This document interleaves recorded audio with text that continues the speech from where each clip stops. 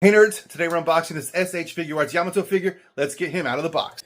And here we have Yamato. I really do love the way SH Figuarts packages these figures.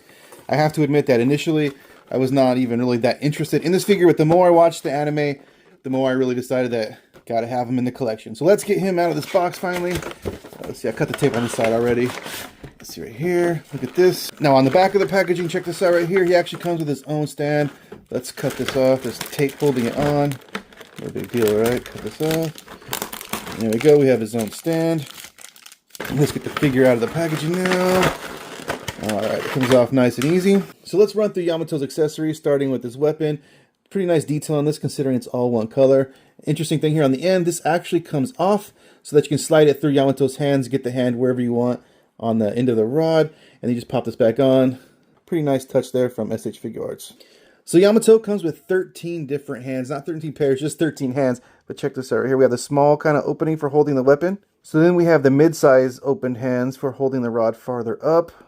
And then we have these very wide open hands right here for holding the rod even further up. Then we have a pair of hands that are wide open. Then we have this pair here that's actually clasped together. There are two holes in the end to connect to the hands. Check that out. That's pretty neat. Then we have this extra right hand here. And then we have this extra right hand here. And the other two hands that would make the 13 hands altogether are the fists that are actually on the figure right now. Yamato comes with these 4 alternate head sculpts. And Yamato comes with the head sculpt for your Luffy figure as well. I love the expression on this face right there. So he looks so happy. Let's take a look at the actual Yamato figure here. Get all this extra plastic off of there. There we go, set that to the side. Check out the way he looks. This is just absolutely awesome. He's so tall. Look at all the detail on this. The hair, I'm liking the way the hair changes colors. Very cool looking. The head sculpt, hair in the front, and the horns. We've got the red dress right there, flares out. And then look at the shoes. The wood shoes right there. Sandals, I should say, not shoes. Very cool. Let's run through Yamato's articulation, starting with the feet. They can move up like this and down. We have a little ankle rocker in there like that. They spin all the way around. And we have toe articulation on the sandal right there, just like Luffy has on his foot. So to get to the leg articulation, we have to move the skirt. And what's cool is these side pieces are actually on these hinges right here. See that underneath there? You can get the hinge, you can slide it all the way back out of the way, or just flat out, however you want to do it so you can get to the legs. And the front and back piece is just really soft plastic, but the legs will kick out about that far. And they do go pretty much all the way forward here, straight out. And then kind of back, not too much, but you don't really need that. But they go out that far, which we can see now that we have a thigh cut right there. And then we have double jointed knees, which have a really nice bend to them.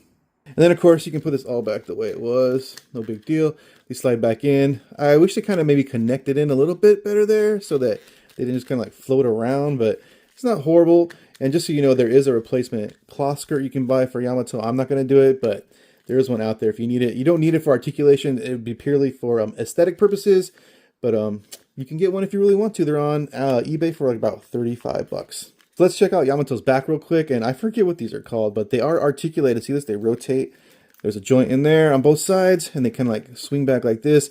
If they were wings, this is how I would imagine they would articulate, right? If they're on a character that had wings. Clearly, these are not wings, but you know what I mean. Really cool articulation on those to get them out of the way and make Yamato more posable. And now that those are out of the way, we can take a look at the waist articulation. Look at how much movement there is there. Spins all the way around. We have forward crunch, backwards crunch. And then the same thing right here at the torso cut. Spins all the way around. A little bit of forward crunch. Not too much forward actually, but then back really well. So a lot of movement in the torso section on this figure. Really nice. Just kind of have to work around getting these pieces out of the way to get to it. Now let's take a look at Yamato's shoulders. And I really like the range of motion on these. Check that out. The arms can go out that far. They can spin all the way around in there. Really cool. There's like tons of movement in there. I wish that some of the other figures had this range of motion, especially Zoro. That would be really nice.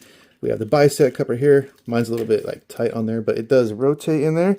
And then we have the double jointed elbows with nice bend. And then we have your standard wrist articulation here.